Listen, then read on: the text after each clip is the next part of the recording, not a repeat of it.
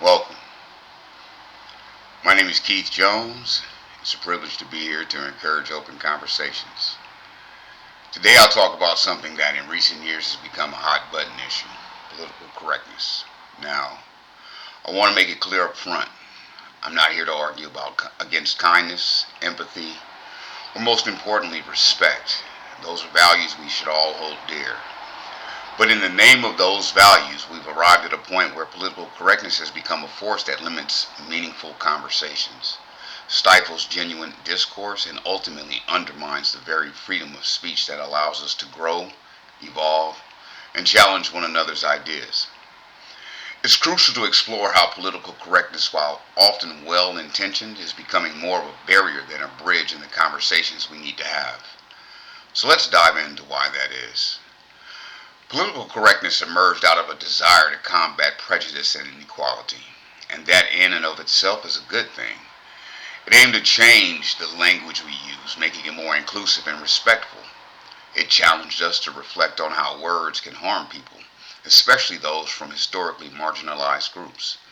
In its original form, political correctness was an essential tool for social change, pushing society toward greater tolerance.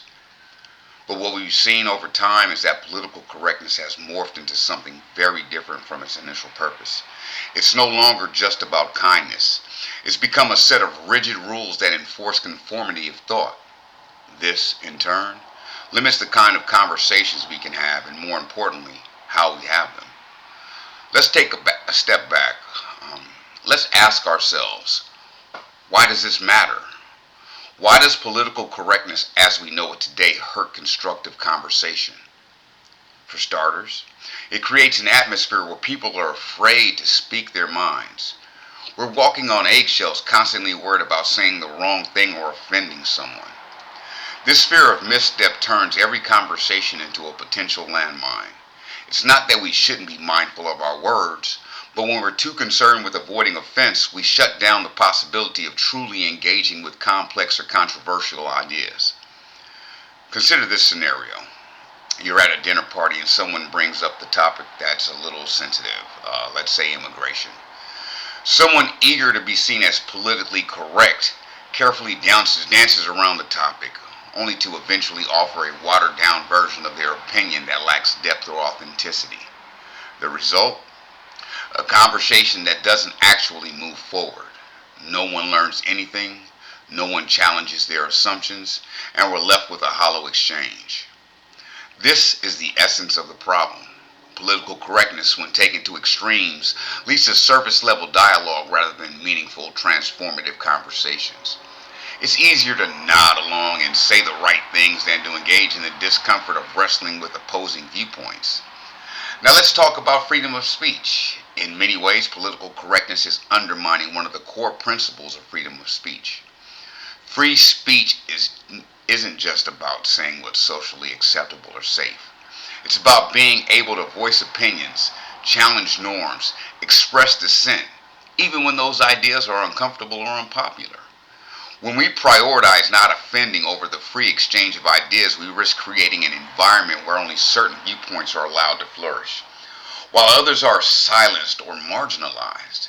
It's a dangerous path because it suggests that some ideas are too dangerous or taboo to discuss openly.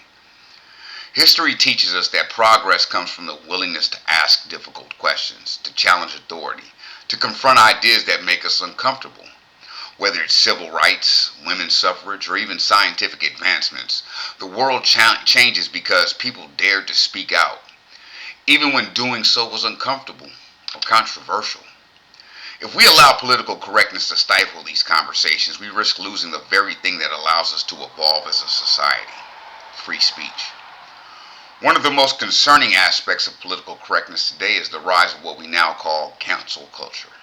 It's an extreme form of political correctness where individuals or groups are publicly shamed, ostracized, or canceled for expressing unpopular views or making mistakes. It's the equivalent of policing language and behavior with the threat of severe social punishment. Here's the paradox. The people who claim to fight for justice and equality through cancel culture often end up creating an environment where fear and conformity rule the day. And when you have fear, you don't have progress. You have silence, but not constructive silence. The kind of silence where people are afraid to speak, afraid to engage, afraid to be themselves. This environment, in essence, stifles growth because we lose the ability to have difficult conversations. Instead of saying, I don't agree with you, let's talk it through, we shut people down, labeling them as enemies. And that doesn't solve anything, it just breeds division. What we need now more than ever is a return to real dialogue. A dialogue where we acknowledge that people will disagree, where we understand that discomfort is part of the process of growth, and where we embrace the complexity of ideas rather than simplifying them for the sake of comfort.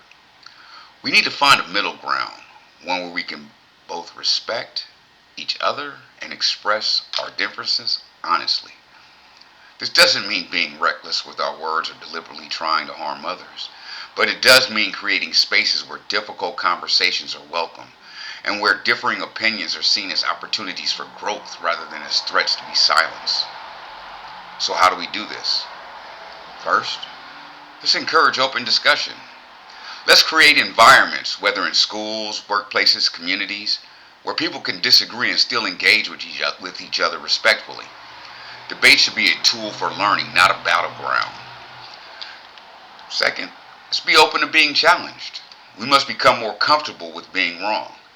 None of us have all the answers, and the only way to arrive at better solutions is to engage with ideas that challenge us. Third, let's cultivate critical thinking. Instead of just accepting what we're told, let's encourage questioning, curiosity, and a deeper exploration of the issues at hand. When we stop questioning, we stop growing. In the end, political correctness, if left unchecked, can create a world where we're afraid to speak, afraid to think, afraid to challenge one another. It's important to remember that true progress comes from conversations that are open, challenging, and sometimes uncomfortable. So let's take a step back from the rigid rules of political correctness and open ourselves to real dialogue. Let's embrace the complexity of human experience, even if it means risking discomfort. Because in that discomfort, we'll find the seeds of change. And here's where we begin. Welcome to my experience and my experiment. Keith Speaks, a podcast designed to give individuals an opportunity and a safe space to be themselves, not a safe space. The first rule is respect. Feel free to come open yourself up to being right, to being wrong, to being challenged, to challenging someone else, to have a differing view, but open, and most important, again, with respect. I welcome you and I hope that you take this journey with me. If you have any things you'd like to discuss, please leave them in the comments section. We'll definitely love to touch on everything that's brought up. Again, my name is Keith Jones, and welcome to Keith Speaks.